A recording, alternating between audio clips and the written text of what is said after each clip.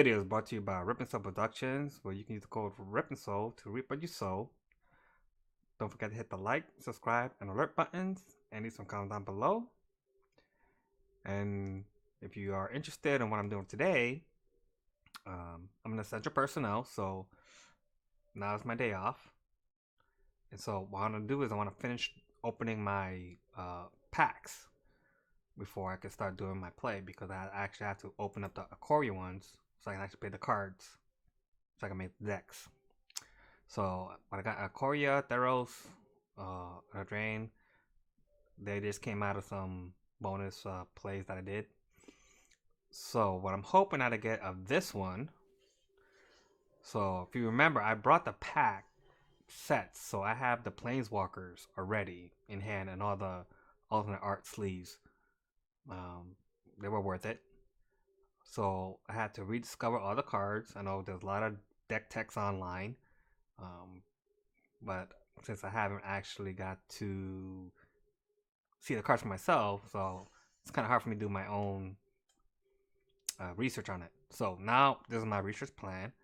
So on this mountain right here, Plains and Island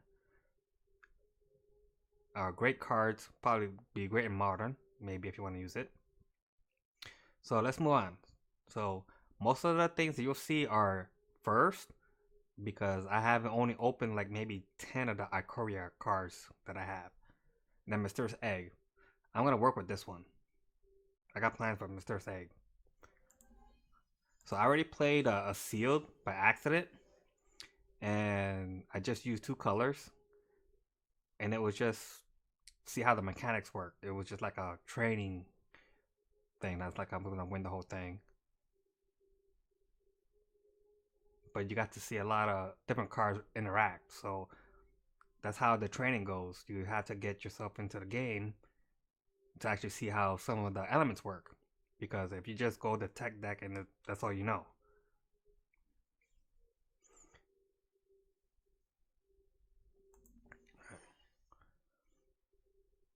Offspring's Revenge.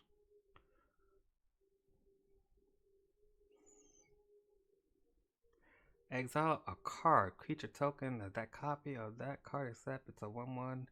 Can save until end of turn. So if it has an ETB trigger, even doesn't matter if it's a 1/1.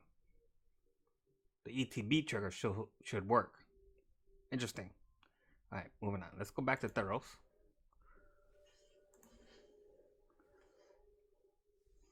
Got an uncommon rare. So basically, with all the stuff that I have, with the 109, 141 uncommon, 25 rare, 7 mythic rare. By the time I open this, I would have maybe 12 to 15 mythic rares. So basically I can build any deck I want at low cost, because I already, well, technically low cost.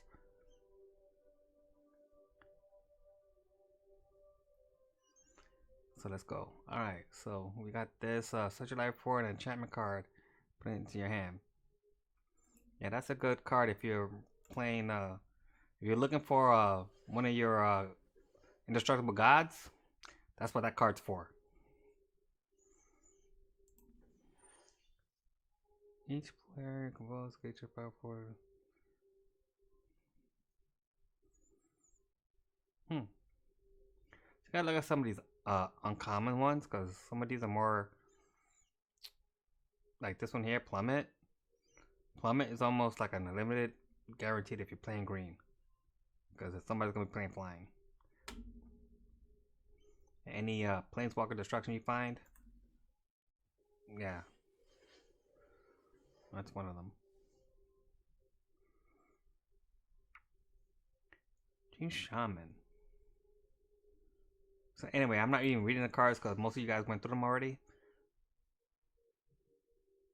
So I'll just probably be focusing on the mythics and rares that I can get out of it. Uncommon. Another saga. I'm gonna use that. So I already have one of these. So I have every set one of these. Let's go back to our curve for a minute.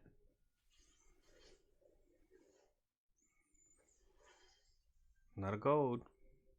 So if I do 1, 2, 3, 4, 5, 6 more packs openings, I should get a mythic. So let's do that, right? Follow me? And look at what I got. One of the most popular cards right there. For a companion anyway. So just gotta research these. So mostly when you do it a new set, either you actually make a whole new deck, or you just enhance the deck that you already have that's working. There's very few times where you have to start from scratch.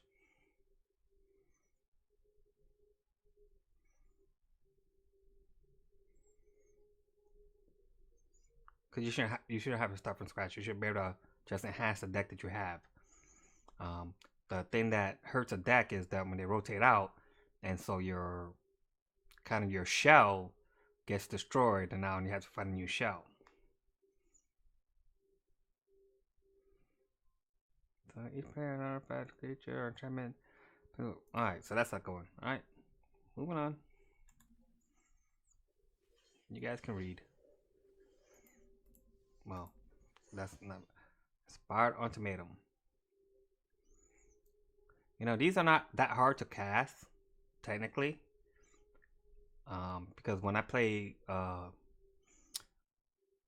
Mythic, because you have to cast him, so he's halfway there, and you usually have a couple mana to spare to cast him anyway, so that's not that hard to do.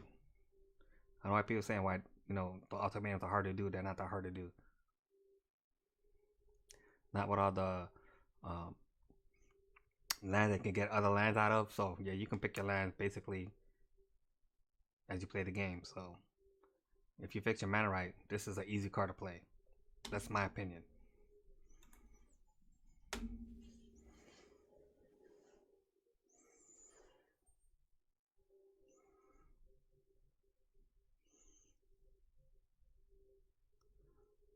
No, we're not really seeing too much. A lot of these cards need a lot of work.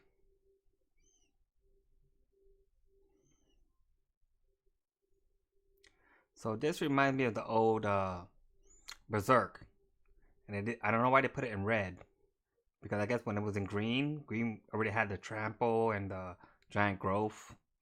So if you double giant growth something that like the elephant, so it'll be a 9/9, and then you put the other third mana in to make it a 18/18. Yeah, and trample. You win the game. So that's what part of what they did it with the red. So that makes you change to another color. Making balance, I think.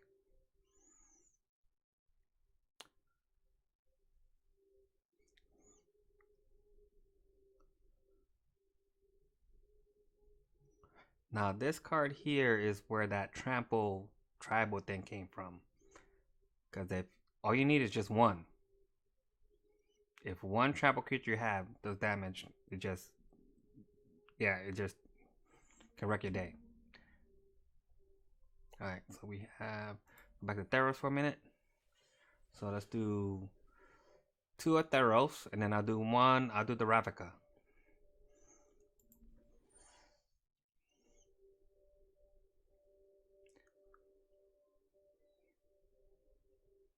See, even this card here, yeah, that goes with a trample theme.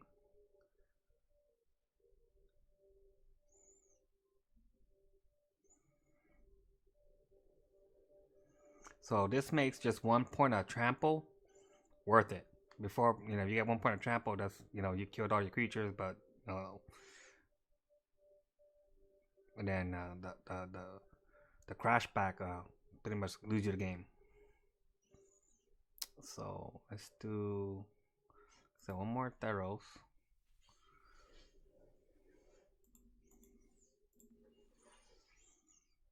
Or the unknown.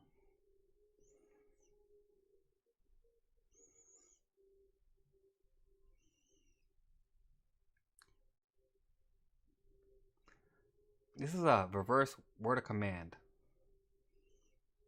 This can hold you real bad.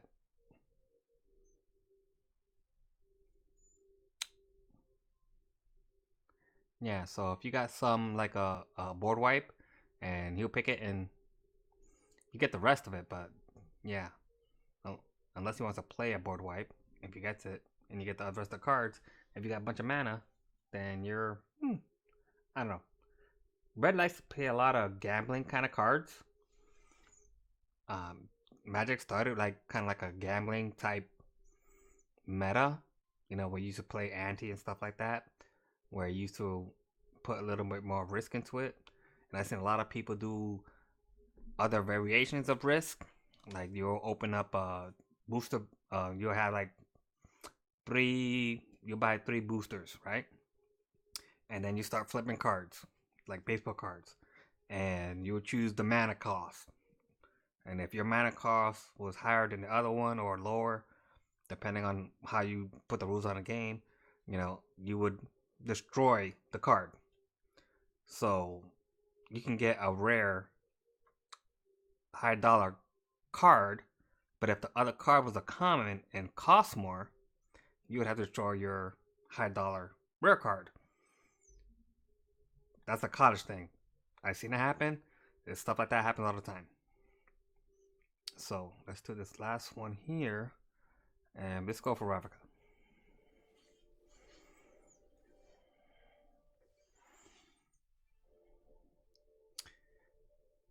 So try to get with flying. Each creature with flying and opponent controls. Well, that's good if you have the little white ones. I think this is probably the best card on this one. The lock is okay. So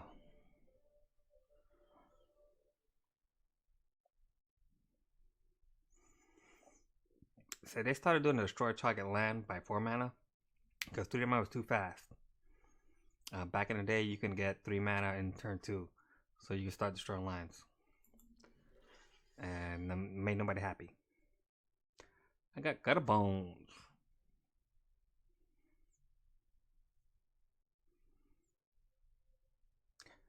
Yep, yeah, it's a pretty good, but pretty good catch for that.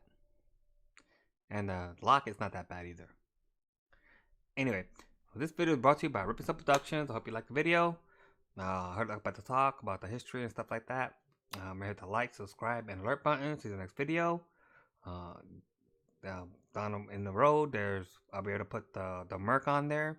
Go to have the merc for the merchandise ability on the pages, because you know what, you want to buy some Repsol merc, and we got you some service. Anyway, till next time, take care, ciao.